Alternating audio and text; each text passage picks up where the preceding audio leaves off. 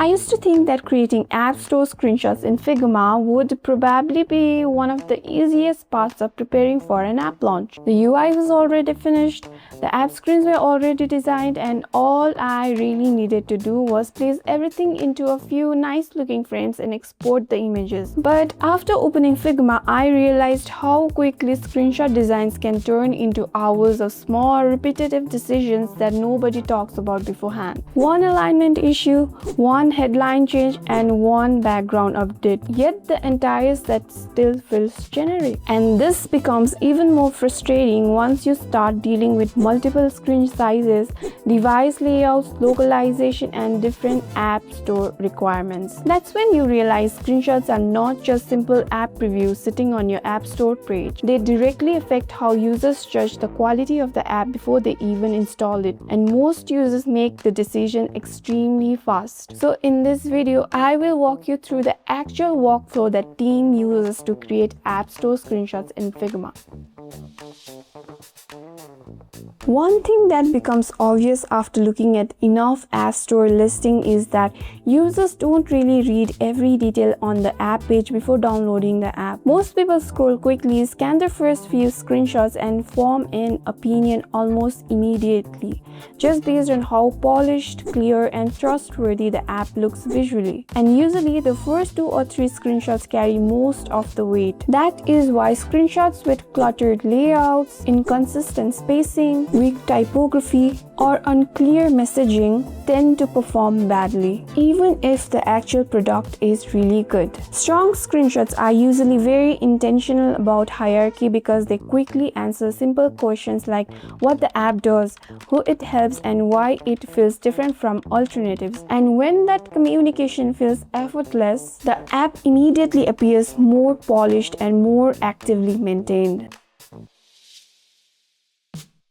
A lot of people assume that starting from a blank Figma file gives more creative freedom, which technically is true, but it also means manually handling every small structural detail yourself before the actual design work even begins. You need to manage screenshot dimensions, aspect ratios, save margins, device frames, export settings, and layout consistency across multiple platforms. And once you start creating screenshots, the amount of repetitive setup work increases very quickly. This is why most teams use pre-designed screenshot templates from Figma community instead of building everything manually from scratch. Good templates already include reusable frames, spacing systems, save areas, and device layout, which means you can focus more on messaging and presentation instead of rebuilding the same structure repeatedly. Alright, so let's start creating App Store screenshots now because this is the part most people are searching for. The first thing you want to do is open Figma and go into the Figma community section. Go to AppLaunchpad's Figma community profile, then select the App Store screenshot template provided by AppLaunchpad.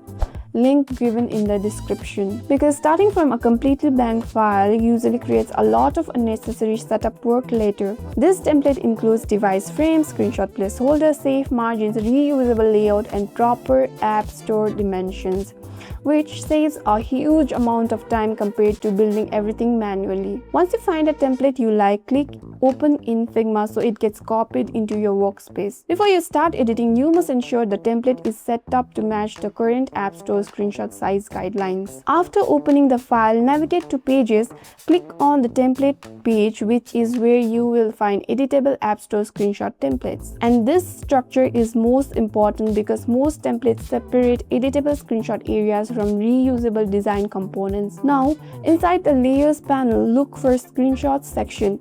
This is usually where all the placeholder screenshots stored. For this example, let's use these App Store screenshots. Then select the first placeholder screen, and this is where you paste your actual app UI screens. To add app screens, click on Screenshots. You will see multiple devices such as iPhone, iPads, etc. In this case, I'm selecting iPhone. After that, select Screen 1 and click Change Your Design here.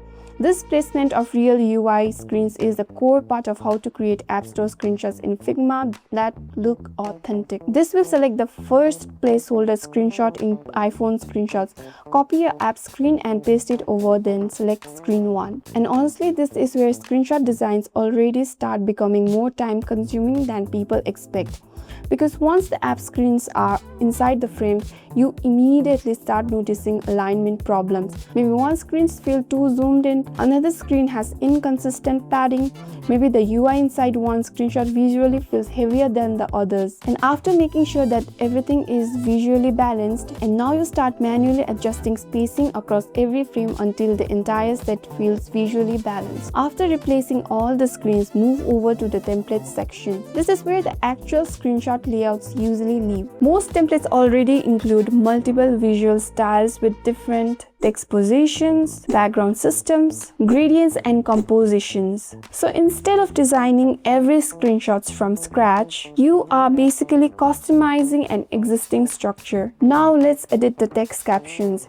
Usually each screenshot exists inside its own frame. So I'll select frame 1, double click the headline text and replace it with my own messaging. And this is where most people make mistakes, trying to explain everything at once. Screenshot captions work much better when every screen communicates one clear benefit instead of listing multiple features together, especially because users are viewing these screenshots on relatively small mobile screens. Next, let's customize the background colors. Most template lets you do this from the fill section on the right side panel. And even though this sounds minor, background consistency changes the entire feel of the screenshot set. Good screenshots usually feels visually connected instead of looking like random individual graphics placed next to each other. After that, I usually zoom out completely and review the entire screenshot sequence together. Because screenshots are not consumed individually inside the App Store, users swipe through them as a connected story. So now I'm checking the space consistency, headline hierarchy, readability, color balance, and whether the first few screenshots explains the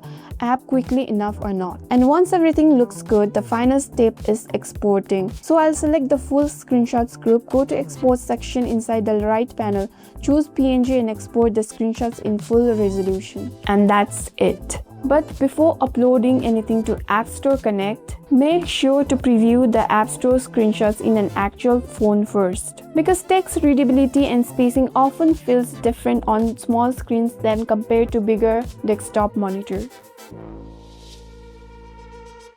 Figma works extremely well during the early stages of screenshot design because it gives complete creative freedom and integrates naturally into the most design workflows. But the process becomes much heavier once screenshots stop being a one-time launch task and start becoming an ongoing operational workflow. Frequent app updates, localization, seasonal campaigns, App Store experiments, and multiple device requirements quickly create a large volume of repetitive maintenance work. A single design change might require updating dozens of frames manually across different platforms and languages. And eventually, the problem is no longer designing screenshots. The problem becomes managing screenshot system efficiently without constantly recreating them. This is also why many teams eventually move toward screenshot-specific workflows and automation tools rather than handling everything manually in Figma forever. Not because Figma is bad, but because screenshot creation becomes repetitive extremely quickly once you start handling multiple devices, localization, frequent updates, App Store experiments, and variation. And eventually, you spend more time maintaining screenshots rather than actually improving them. This is where tools like AppLaunchpad start becoming useful because the workflow is built specifically for App Store screenshots instead of being a general proposed design tool. Instead of manually resizing layouts, adjusting space everywhere, and exporting every variation one by one, AppLaunchpad handles a lot of that structure automatically. You basically choose a template, upload app screens, edit the messaging, customize colors if needed, and export store-ready screenshots much faster. It also becomes much easier once localization and multiple screenshot versions enter the workflow because those repetitive tasks are heavily reduced compared to managing everything manually in Figma. So if you enjoy full creative control and already work inside Figma every day, Figma still makes a lot of sense. But if your goal is speed, consistency, and easier screenshot management as your app grows, tools specifically built for screenshot creation saves a lot of time and effort.